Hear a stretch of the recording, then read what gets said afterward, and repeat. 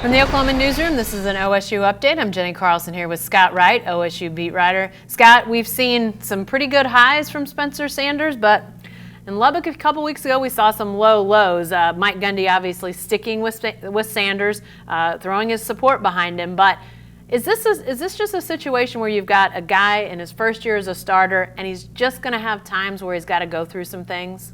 Yeah, it absolutely is. This is a young guy. This is a guy that in high school didn't have to deal with a lot of failure. He won nearly 50 games as a high school quarterback, had a ton of success, and was generally the best player on the field every time he took the field in high school. And to face some of the failures and the difficulties that he's seeing at the college level is generating some things that he's having to work through. He's having to also understand the more complex defenses that he's seeing and different things that are coming each week that he's having to process and read and analyze. So these are the moments that you deal with when you've got a young quarterback. And Spencer Sanders doesn't like to hear that. If you ask him a question about being a young quarterback, he's going to throw that one right back at you and say he's not interested in being termed a young quarterback. He's a quarterback and he wants to get better, but he doesn't want youth to be used as an excuse.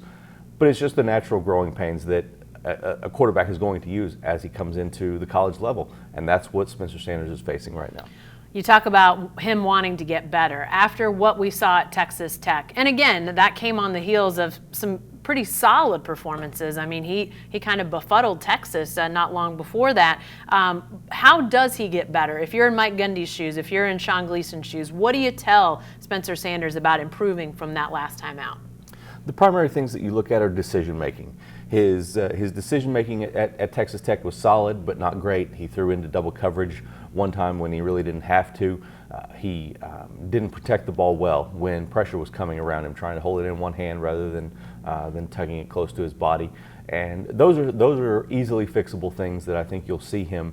I'm sure they've been working on those over the past 2 weeks when they haven't had a game here, and now going into this Baylor game are going to be much more vigilant of how he's handling the ball, how he's holding the ball when pressure is around him. So those are things that are fixable. His decision making is only going to get better as he sees more things and gets more acclimated to what he's doing, which is why you saw Gundy stick with him, because you have to get over these humps to get past them. You can't take him out, throw Drew Brown out there and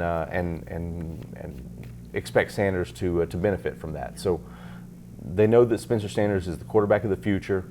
They want him to get through these rough moments so that he can come out on the other side as a better quarterback.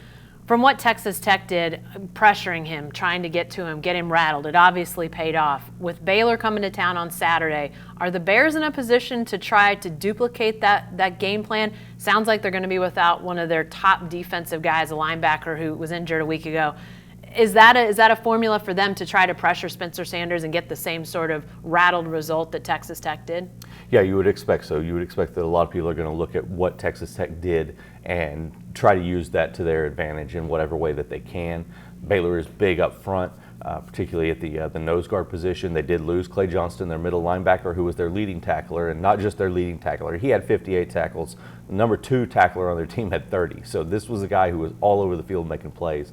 So that's going to be an adjustment up front for Baylor, but still, you've got to expect that they're going to try to use their speed, get to Spencer Sanders, and keep him uncomfortable in the pocket. The Oklahoma State offensive line still has some question marks. We don't know if left tackle Dylan Galloway will be back yet this week. That could leave some guys in different positions. So we'll see what exactly happens with those guys up front to provide some protection for Spencer Sanders as they go into this game, because that's going to be key too.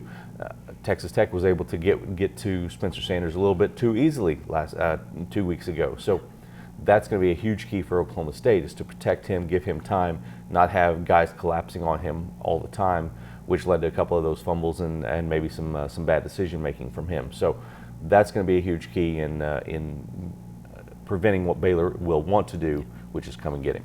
All right, 3 o'clock Saturday. It's homecoming up in Stillwater. This game is on Fox. If you're not headed up there for all the proceedings, be sure to stay with the best coverage team anywhere at oklahoman.com and every day in the Oklahoman.